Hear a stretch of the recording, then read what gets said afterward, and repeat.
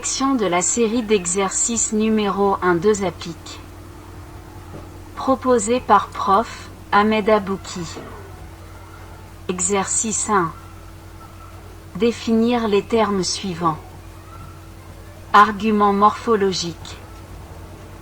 C'est un argument qui se base sur la compatibilité géométrique des continents. Plaque lithosphérique. C'est un fragment terrestre stable délimité par des zones instables. La dérive des continents. En 1912, Alfred Wegener a émis la théorie de la dérive des continents. Selon cette théorie, les continents avaient été rassemblés en un supercontinent appelé la Pangée. Puis il est fracturé en plusieurs continents éloignés lentement.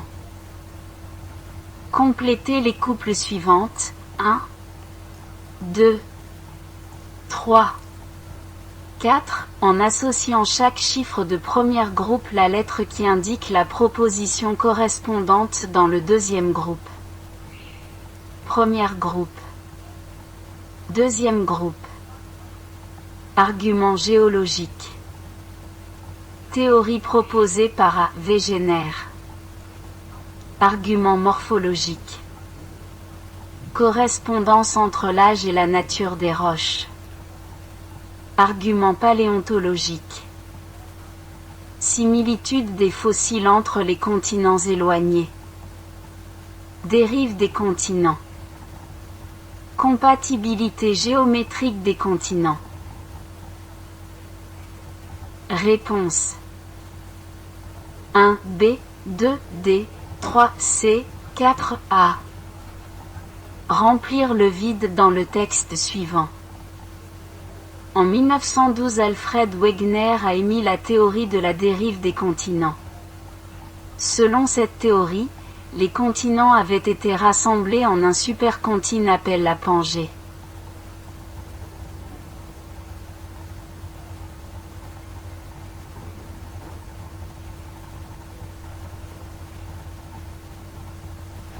Puis il est fracturé en plusieurs continents éloignés lentement. Cette théorie se base sur plusieurs arguments, arguments géologiques, arguments morphologiques et arguments paléontologiques. Cochez pour chacune des propositions suivantes, là où les propositions vraies. La théorie de la tectonique des plaques est une théorie proposée par Alfred Wegener en 1912. Croix X est une théorie fausse actuellement par les géologues. Est basée sur des arguments justifiés. Croix X est une théorie qui explique la dynamique du globe terrestre. Croix X. La plaque lithosphérique. Zone stable et immobile de la surface du globe terrestre délimitée par des séismes et des volcans. Croix X est un argument morphologique. Est formé d'une partie continentale uniquement. Se rapproche au niveau des dorsales. Exercice 2. La figue 1 et la figue 2 montrent la disposition des continents à travers les temps géologiques. Figue 1, la position des continents avant 250 Monsieur A. Figue 1, la position des continents avant 250 Monsieur A. Comparez la disposition des continents dans la figure 1 et la figure 2. Dans la figue 1, les continents sont rapprochés l'une de l'autre, forment un seul bloc.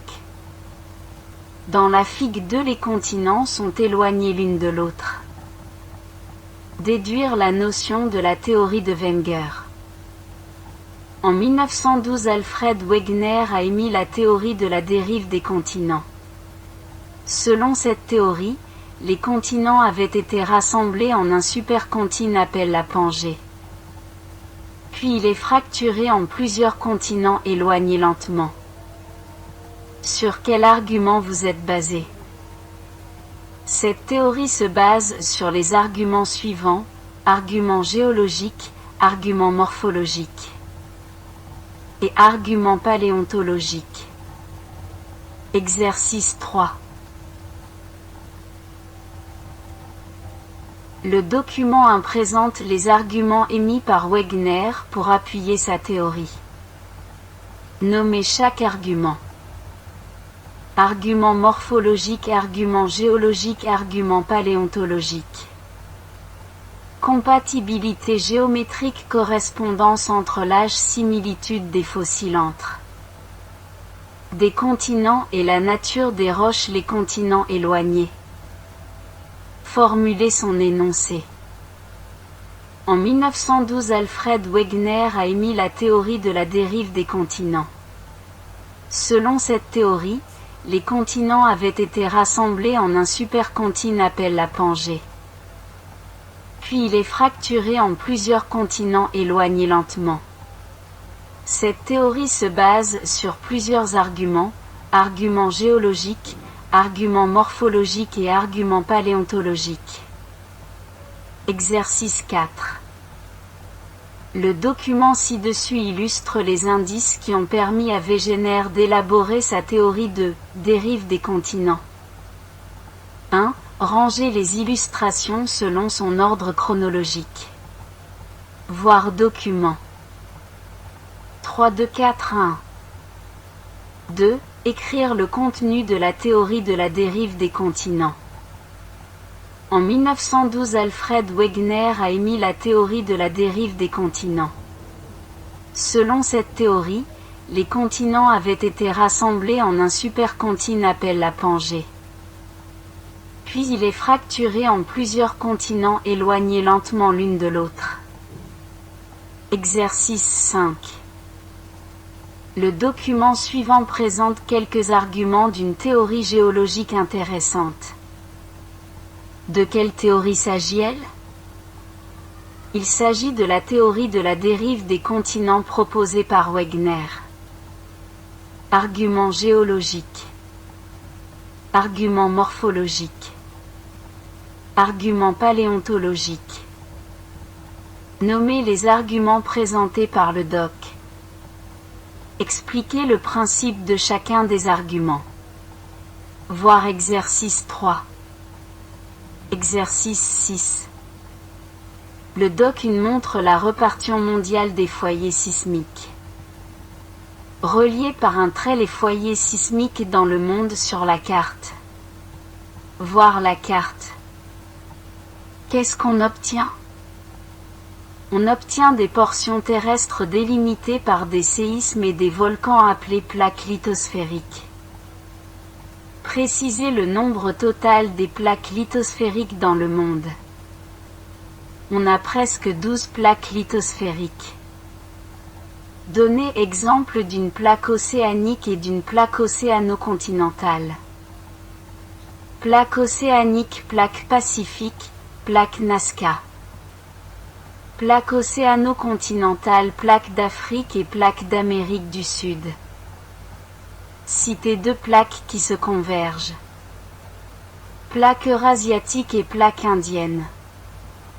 Citez deux plaques qui se divergent. Plaque océano-continentale, plaque d'Afrique et plaque d'Amérique du Sud.